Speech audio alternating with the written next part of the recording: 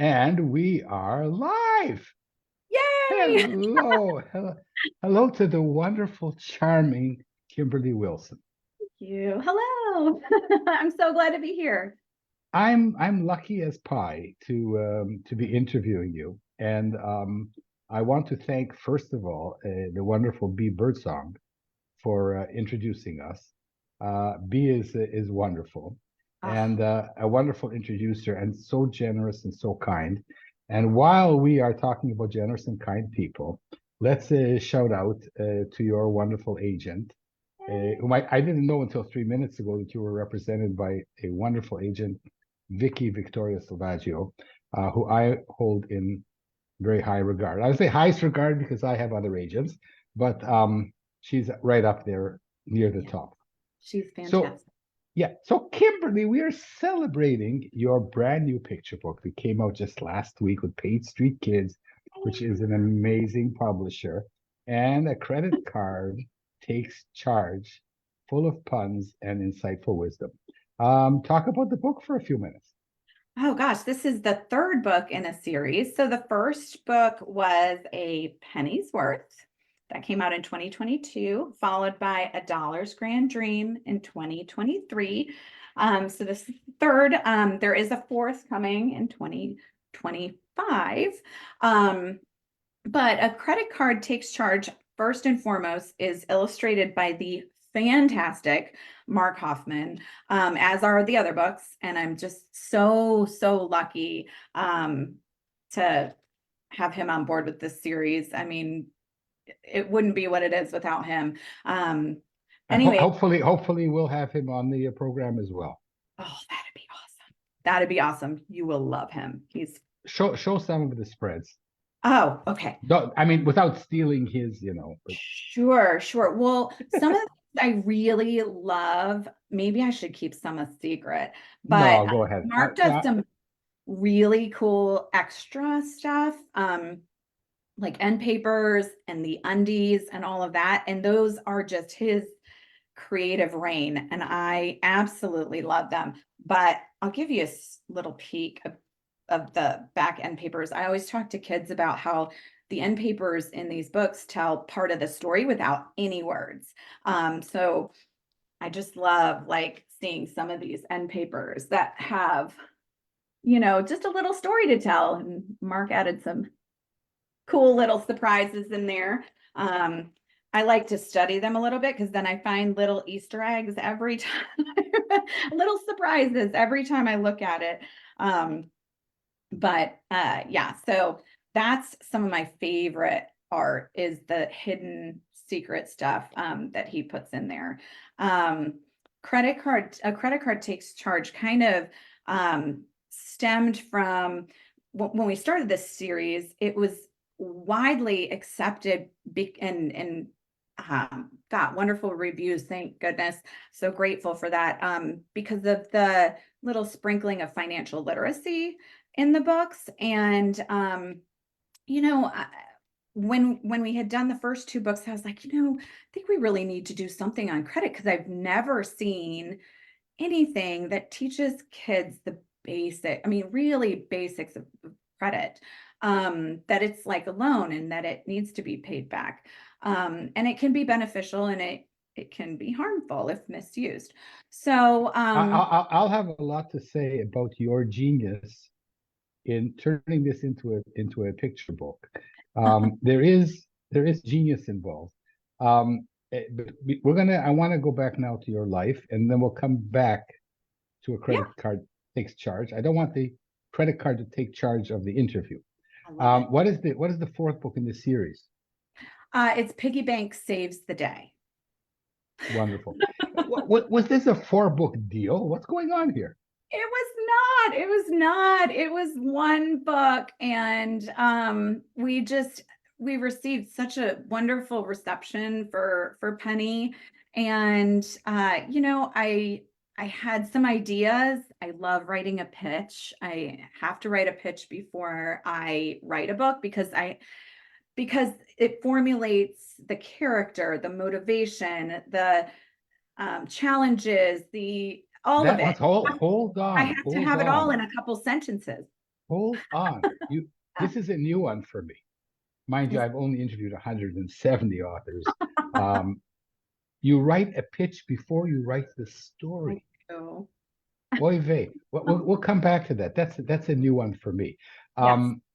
Let's go back to little baby Kimberly. Tell us about your life. Start at zero, Gosh. um, Okay. and Yeah. move forward. All right. I was born in upstate New York, really close to the Canadian border, right on Lake Ontario. Yeah, Yay. love it. Where is that? Rochester? It's right outside of Rochester. It's called Webster. Yeah. Yeah. So I grew up in So Webster. you're almost Canadian. Almost. In fact, my maiden name is Belle Isle or Belle, and it's French Canadian. So my ancestors traveled down We Canada. could have this interview en français, si tu veux. Well, I took French and I didn't grow up there. I did take Me too. in I high only school. impress with two sentences, and then I'm lost. Yeah, I know. So your French Canadian ancestry. Well, That's yeah. remarkable. There are, by the way, some incredible French Canadian authors, some of whom I've interviewed. And you grew up near Rochester, and And so this is a key point. In third grade, I always show kids and at school visits a picture of me at 8 years old. And a lot of them raise their hand. A lot of second graders are 8 years old. And it's significant to me because I had a binder, Trapper Keeper, if anyone knows what that was. I had to look it up. Oh, did you? Yes, it's a special binder that has a little flap with a closure and everything. Anyways, I had that notebook and I was watching a lot of like the Anne of Green Gables series, and I was reading them, of course, too, because the books are fantastic. But I was writing my own stories and putting them in my Trapper Keeper. So in third grade, at 8 years old, I was dying to be a writer. And so fast forward, I went to college in upstate New York as well, at SUNY Geneseo, if anyone knows of that. It's a little college. Anyways, and I studied so much creative writing. I ended up with 3 credits shy of a double major in English, because I was like, okay, I can make a living in marketing and all that stuff and still do writing. But anyways, I moved down to Charlotte, North Carolina for an internship. I went into marketing, and then I had Is marketing the dark side, Kimberly? no, I was kind of in a fun. I mean, I did communication, so I got to write copy for a lot of things, and I helped out at times with events, which were really fun. In fact, one time I had a hot air balloon event. How cool is that, right? It was so Well, fun. I've interviewed several really wonderful authors that came from careers in newspapers and writing copy Mhm. and marketing, and that is a huge plus. Yeah, absolutely, Being absolutely. able to figure out what the story is and tell it in a few words. Yeah, and that's why I like writing pitches. It's like, and picture books for that matter. I love the challenge of getting it nice and concise. Every word counts, right? So anyways, yeah, I had kids. I stayed home with them for a bit, and then I had a major surgery. I don't think I've ever talked about this, but I had a major surgery, and I couldn't do the things I was normally doing for about a year. And Are you okay now?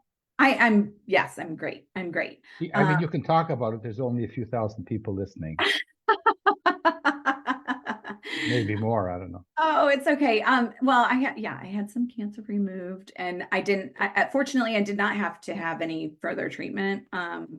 Because we caught it earlier, but it was a couple surgeries. So it kind of Glad to hear you're well. thank you. You see, when you start interviewing people, you never know Yeah. What is in, I'm assuming because you're French Canadian that you're not Jewish. There's a word, Yiddish, the kishkes, the innards. Um, we never know what the real angst and the innards of people until we actually get to talk to them. Right. Exactly. I'm sure this had a lot to do with your transformation of doing what you really Yes, wanted to do. absolutely. Yeah. I mean, I couldn't do physical things, and I just went back to the love of writing, and I dove in head first. I mean, I went all out. I took every class, I read every book, I attended conferences, of course, joined the SCBWI, joined Kimberly, okay, this is I think the big mistake that people like me made for decades is thinking that we knew, you take a pencil, and I ask everybody this question, because the people who break in have done the homework. right, right. But it's very easy to assume. You go to a store and look at the books. You say, hey, I can do this. You come home, you take a paper and pencil, and Right. you write about the princess who wanted to become a banana. And then you don't Write that understand one. why You should nobody. write that one. Go Yeah, ahead. I've written it already. Hey everybody, that's my and then you never understand that it's harder to be a children's book writer than to get a PhD. As someone who's done both, it's Right. harder Yeah. to break in. So here's the question. Sorry for this long. Oh, no, you're good. So what made you realize that you had to do the homework? You had a bachelor's degree, maybe a master's, I don't know, in creative writing, and you were in marketing, and you wrote the copy, and still you dove in, and still you read books, and still you took courses. Yeah. Yeah. Yeah, um I mean, I met my good friend Ashley Belote because I decided to get a wild hair and take an art class. My mom's an artist.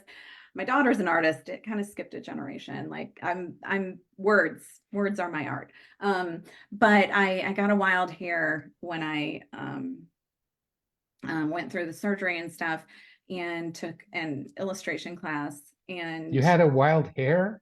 I don't know. I drove by an art studio and Now, saw what's a wild hair? or Is well, that it just was like, I want to go illustrate. that's called a wild I hair? don't know. I guess I don't know. I don't know. Okay, I I thought, love it. yeah. I No, gotta I'm get full some of of those. idioms. I'm full of idioms. I love it. I never heard it. Anyways, I took this class, and she was like, you need to join the SCBWI. So I had her like, you know, guiding me, I guess. And you listen. I listen. Oh yeah, she's the phenomenal illustrator. Of course I'm going to listen. And a trusted friend. So of course I listened. And then from there, I, got all the craft books, and I mean, making use of my SCBWI. So I started attending, I met my friend Jen, who was in the critique groups here in Charlotte, and we have a robust group of authors and illustrators here in this area. And so I was lucky enough to, get in this amazing critique group with these amazing and talented authors and illustrators, and they were all super warm and welcoming, and just I learned a lot from them. So I never missed one. I was like 9 a.m. Saturdays, like even if I had a dinner on Friday, I was like, gotta go home, gotta sleep, gotta go get to my critique group. Those were back in the in the way pre-COVID days of like we met, every I guess once every month on a Saturday, and it's kind of shuffled around since then. But yeah, so I had a lot of wonderful, I guess, mentors in the area, and that have become great friends now.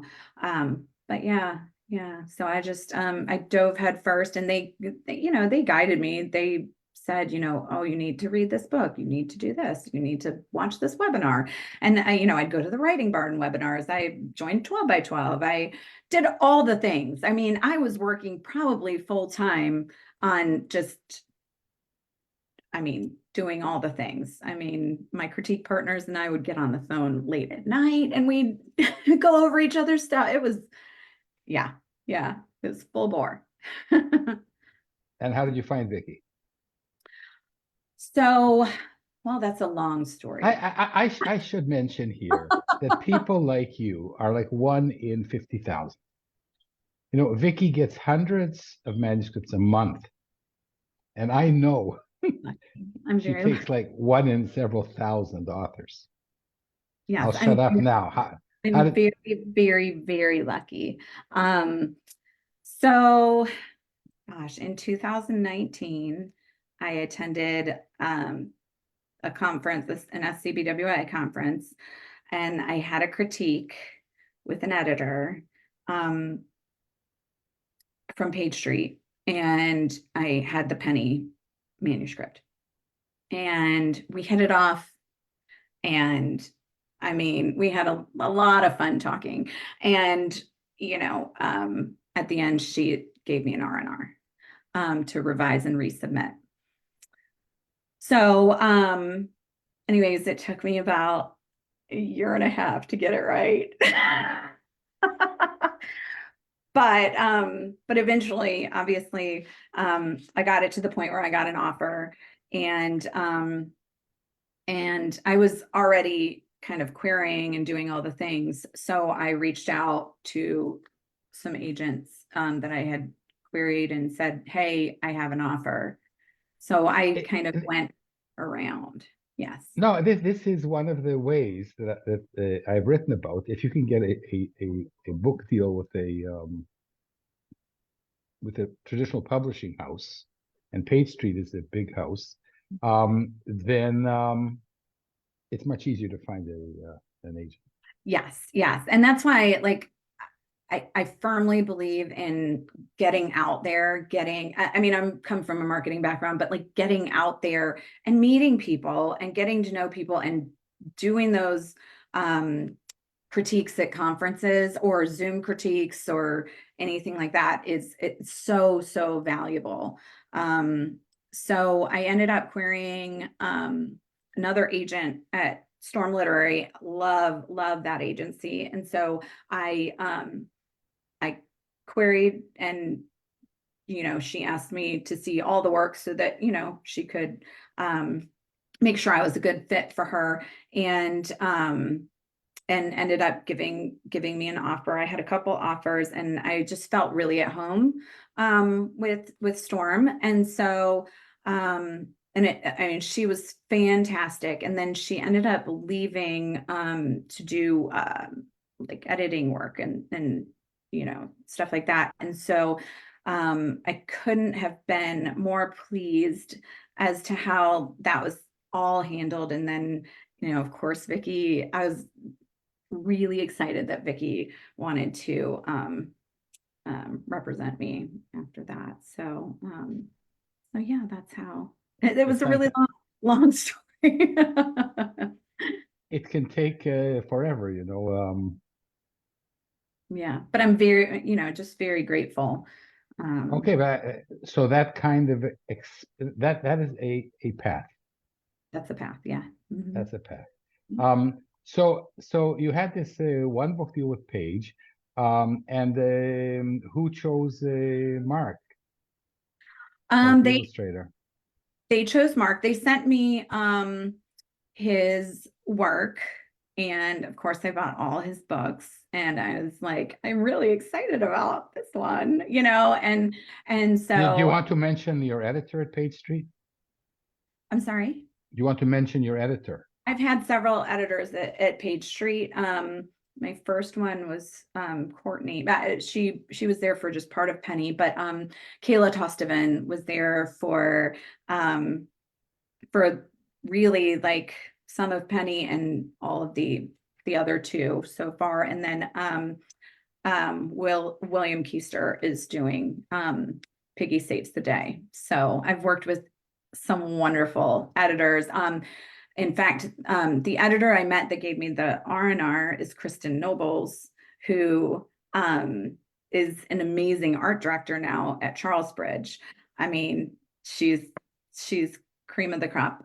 Absolutely adore her. So yeah, I've just had such good luck working with so many phenomenal people. So one book about a penny Yeah. turned into a 4-book deal so far.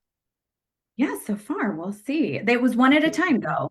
It was one at a time. No, So you don't have to apologize, dear. oh no, I'm not. I'm just kind of explaining the process. And I know you're not. Let's go back to your marvelous book. The one we're celebrating, the one just came out last week. Would you like to read a little bit of it? Sure. So I like to start these stories from the beginning of the character's kind of existence. So it starts off, you can see she comes in here, manufactured, mailed, and activated. Goldie charged into the wallet hot. Paying with me as easy as 1, 2, 3, cha-ching. Relax and unwind. You've got Goldie on your side. So I love to give the character huge personality from the very beginning. Okay, so this is the first genius in your book. Is taking something as plastic as a credit card and finding a way to personify it big time. And the other thing is that the stories kind of defy genreism. Okay. What is it? You know, you fly in the face of convention here on several levels. You want to discuss that for a moment? If not, I'll force you to. I mean, yeah, I like to. A picture book about a credit card. I know, and I like to have many different strands through. So like you have the education about a credit card, but kids don't really, I mean, necessarily notice they're learning. So it's like sprinkling the education in, but Goldie and the Cash are going on this amazing vacation over the top. And so kids see the adventure of it, but then they see Goldie also like make mistakes, and we all make mistakes, right? But it's how do we deal with those mistakes and come back from them, right? You take charge and make. This is the second piece of genius in this book is the arc. Because it's an internal arc. I mean, it's the credit card taking the cash on a vacation. Where did you get that idea? I love it. Oh gosh, I don't even know. Probably in the shower. Get a lot of ideas in the shower. I write a lot of pitches in the shower. You know, you think about a credit card and what kids see. They see their parents swiping this card. It's not like they're giving money and they don't get it back or they get less back. And so it looks like magic, right? It looks like free money. And so I think from that, I went, the whole gist of it is that the Cash planned a really like simple vacation. Like they're driving, they're canoeing, they're bird watching, they're having a picnic. And, you know, Goldie just takes charge and gets plane tickets and, you know, a donut smorgasbord and takes charge is another of your puns. Yes, yes. I love puns. I love idioms, but only if they fit like perfectly. I'm the queen of like writing lots of lists, and I end up using only a select few. Do you have trouble losing darlings? No, no, I don't. How do you do that? Because if it's better for the work, then I would rather just get rid of it. I mean, if several people tell me now, if I mean, I'm a collaborator. Like I like getting other people's I like feedback and stuff. And so if multiple people say, hey, listen, oh, they're actually, I'll tell you one. I cut the sharks in the Dead Sea when they get to the Dead Sea and she's drowning in debt. There used to be sharks and the sharks were gonna get her, like loan sharks, Yeah. but it was a little too much. So they got cut. And I'm And okay with that. I was like, shoot, nope. so are you able to dissociate yourself from your writing? Is that like because of your marketing background? Not I think so. like in the story. I mean, you were never rejected. You must have been rejected. Oh my gosh, I'm still rejected like all the time. I get passes.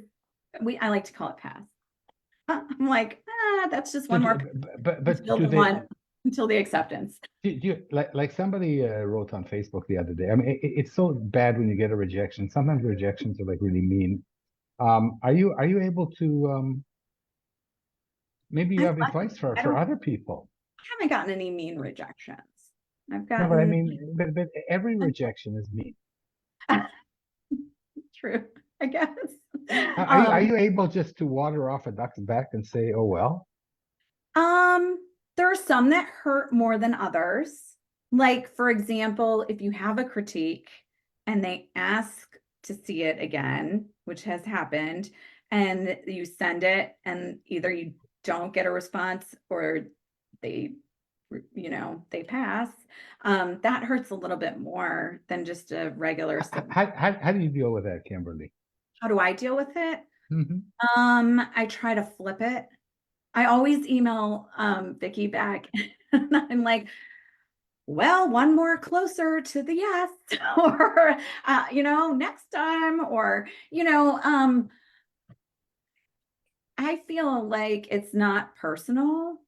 And if they say they liked it, maybe it just wasn't the right How fit for their, I don't know. I mean, how can it not be personal? You know, to get down on it's my like your kishkas, your innards. You know. Yeah, I know. But if I do that, I guess I compartmentalize feelings a little bit so that I don't So let it. I that's mean, what it. listen, I've had my lows about things, but mostly when my lows come about things, it's more when I'm in revision or rewrite and I can't get it right. And then I'm like, oh, I can't do this. I should never write again, but my lows are more about the actual like Yeah, those are the worst. Like when an editor says, "I really want this story, but there's something about the ending." You say, I'm like, ah. yeah, mostly my problems are that I have to like rewrite the story. Like with Penny and with credit card and Piggy. I had to I had to rewrite that pitch a couple times. No. But Dollar came out really fast. But yeah, a lot of times I find myself like writing something and then just something isn't sticking.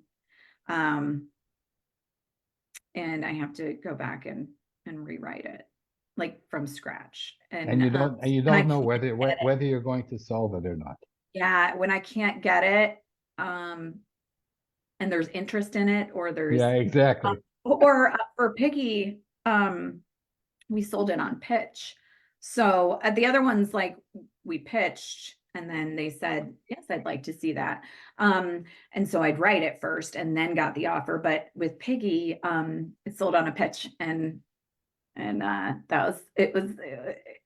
it was challenging because I was like, oh my gosh, I've already sold this. I've got to write it.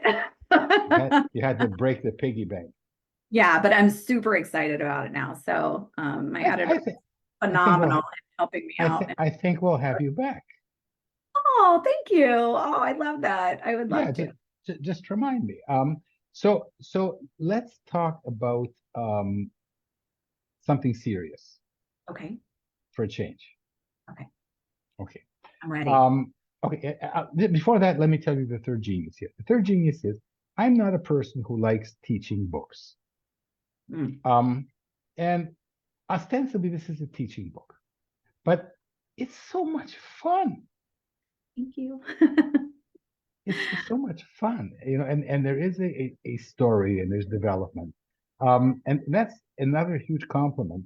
When I love a book, even though I sense that there's teaching there, um, that's the best compliment I can give to authors, that you've overcome this really amazing, important hurdle. And so here's my difficult question. Um, when you write a book, how long do you want the book to be viable in the market? Do you want it to last for generations? I mean, I think that's the dream, right? Um, I think, yeah, I mean, that's obviously what my goal would be. Unfortunately, and actually, fortunately, I don't think cash is going anywhere. A lot of people think cash is going somewhere going away, but there are various different reasons why I've researched and do not believe it's going anywhere. So I mean, I hope it lasts. I think the belief in the books from teachers and the publisher, the reviews it's gotten, I've been so just thankful for all of it. So yeah, I mean, and a penny's worth came out in paperback too. So hopefully, that would continue, and people will continue seeing the value in the book. No, that, So yeah, I mean, of course that's the dream. I mean, the reality is that, things go out of print eventually, sometimes. I mean, you've got your classics and, I'm talking about the dream. the dream. I mean, the dream is, yeah, I'd love to have these out in the world and keep visiting schools and teaching kids about the basics of financial literacy while also teaching them, self-worth. Grass isn't always greener, and to take charge of your mistakes and we all make mistakes and make them right. But so yeah, the dream is obviously to keep going with that. And I mean, I have ideas for other books, whether they will be picked up or not, is to be determined. But I'm excited for Piggy Bank Saves the Day because saving is super important. I think there's other lessons to tell, like giving back. So I think your book the hope is should be yes. taught at universities where they teach economics.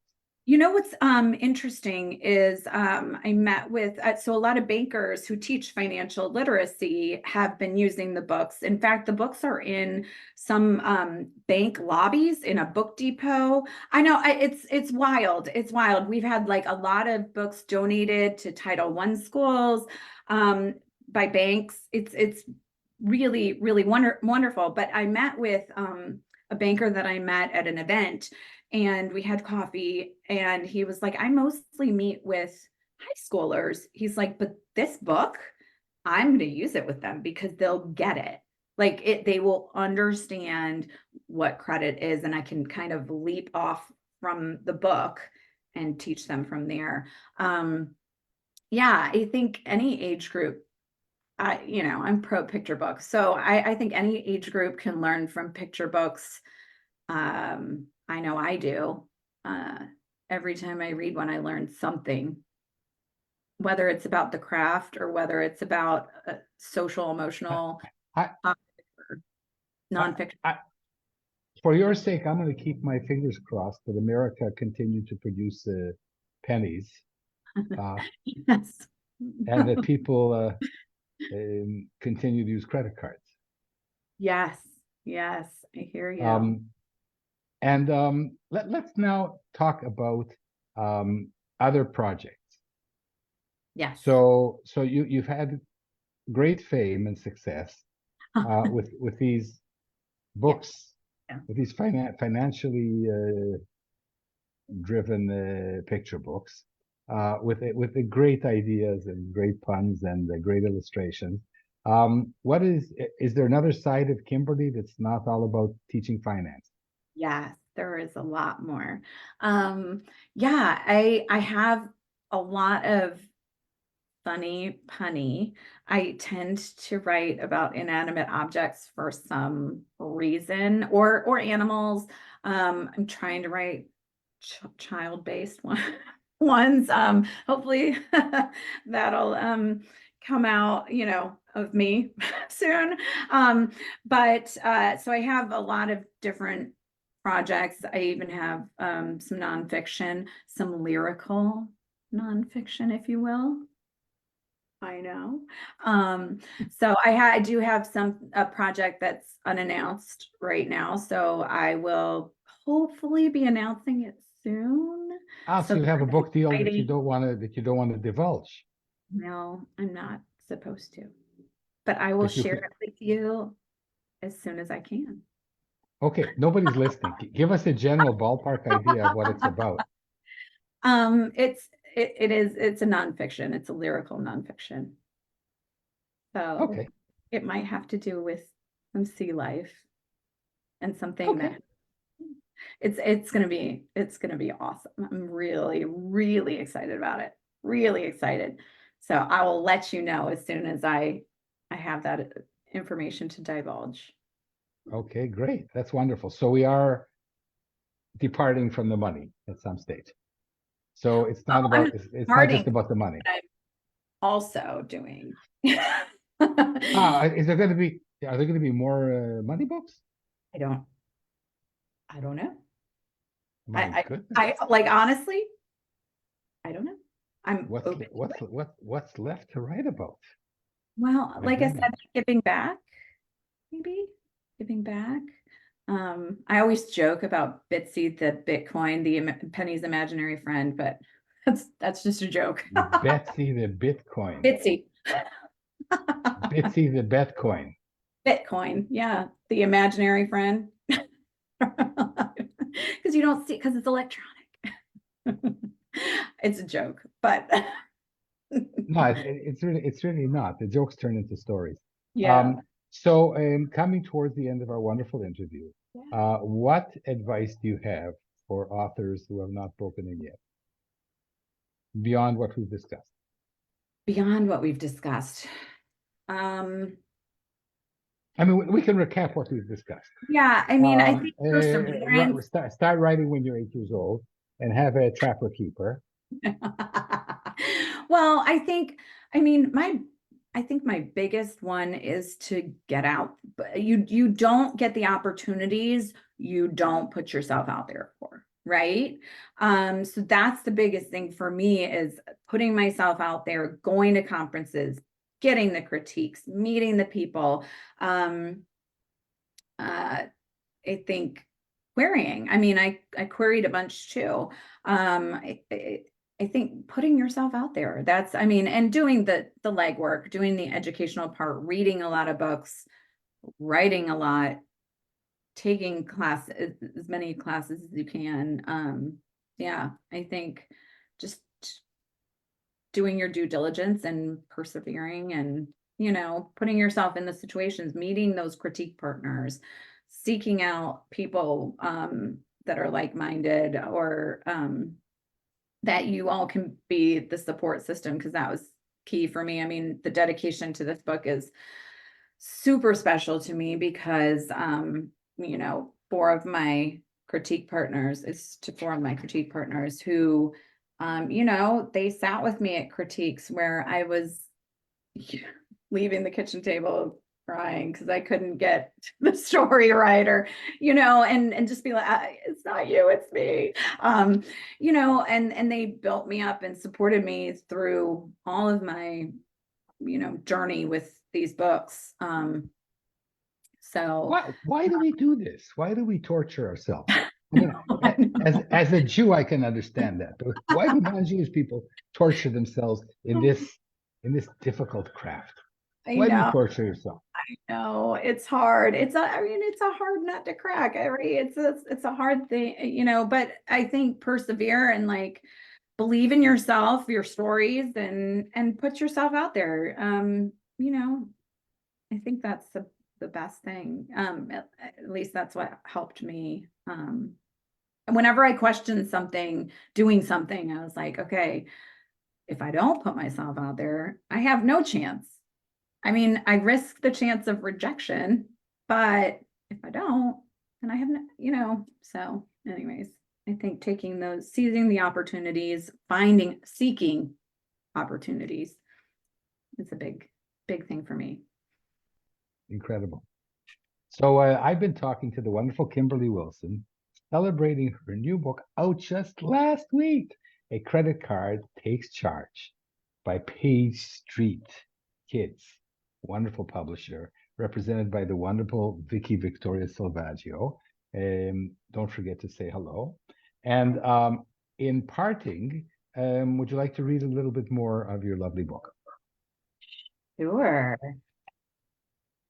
What's your favorite part? Can I ask you that? Can I reverse the? No, my favorite part is the story arc. I thought that was Oh, particularly. okay. Okay.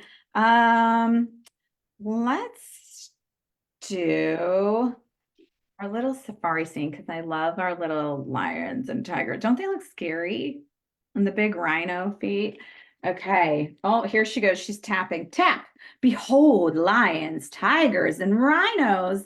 This costs way more than the bird watching we booked, Dime said. Hope it doesn't come back to bite us, Nickel whispered. No need to nickel and dime, Goldie winked. I've got this. But after they loaded up on souvenirs, she felt spent. Goldie wondered what it meant. So there leaves you on a cliffhanger. Now you got to read the rest. Yes, no, highly recommended. Not just because of the lesson, but because it's a great book in so many ways. Surprisingly amazing. Kimberly, I can now that I've met you and interviewed you, albeit remotely, I can understand a little bit your wonderful success, and I can't wait to interview you when Piggy Bank comes out, and waiting for your announcement. Oh, thank you. I appreciate the support. Thank you so much for inviting me today. I had so much fun with you. For me, it's a labor of love. I just love trying to figure out the story behind wonderful picture books. I love it. I love And it. we've tried today. Yeah, You're remarkable. Thanks so thank much, you. Kimberly. And bye everybody. Run out and buy this wonderful book. Thanks. Bye. Bye.